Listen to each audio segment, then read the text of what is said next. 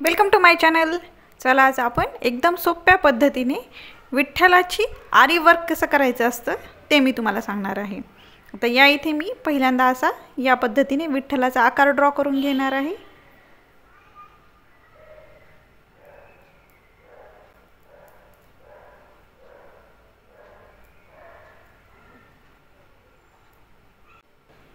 आता मी या पद्धतीने हा असा आकार काढून घेतलेला आहे। आता यामध्ये आपण छानपैकी पेंट कलर करणार आहोत, कलरिंग करणार आहोत। आता मी यासाठी साधे सिंपल वाले मी सध्या कलर वापरते, पण जर तुम्ही क्लॉथ वरती करत असाल, ब्लाउज वरती जर करत असाल तर त्यासाठी ॲक्रेलिक नावाचे कलर पेंट असतात किंवा फॅब्रिक कलर म्हणून जे असतात त्याचा वापर करायचा। मी आता हे सिंपल फक्त एका कपड्यावरती करून दाखवायचं आहे, त्यासाठी मी साधे जे पोस्टर कलर्स असतात ते वापरणार आहे। आता यामध्ये आपण या विठ्ठलाला ब्लॅक कलर देऊन घेऊ।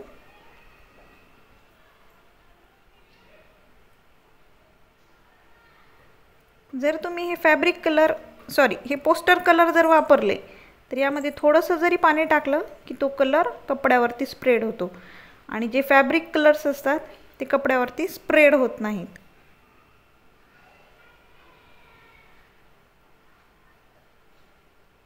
त्यामुळे वापरताना शक्यतो फॅब्रिक कलर किंवा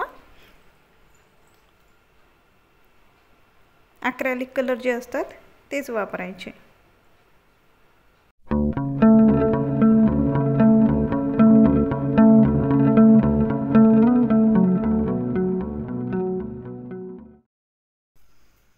बघा हे आता असं तयार झालेलं आहे। आता यानंतर आपण मी सिल्क थ्रेड घेतलेला आहे, रेड कलरचा, डार्क रेड कलर आहे। हा 2 पदरी म्हणजे एकूण मिळून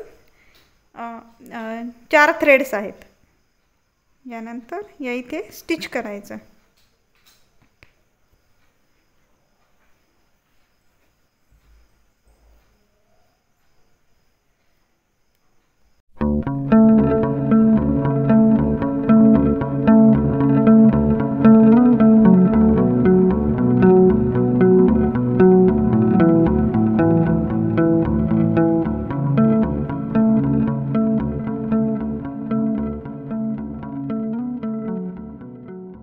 नंतर मी हा ऑरेंज कलरचा थ्रेड घेतलेला आहे। हा पण सेम 2 पदरी म्हणजे एकूण मिळून 4 थ्रेड्स आहेत, आणि याला फक्त आपण शेड करत राहणार आहोत।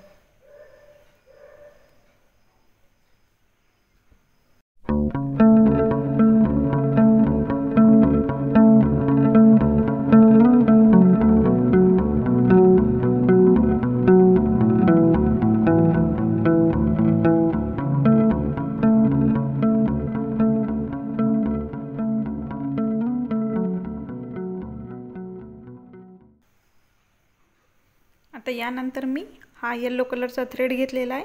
हा पण सेम 2 पदरी म्हणजे एकूण मिळून 4 थ्रेड घेतलेले आहेत।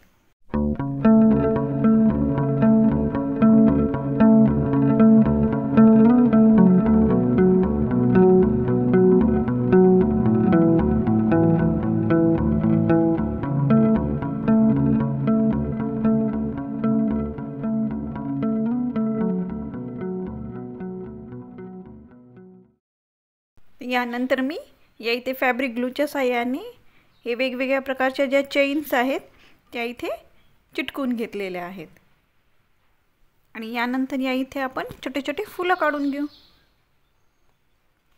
सुईला वरती घेऊन खाली घेतलं आणि याच्या इथे स्टिच केलं।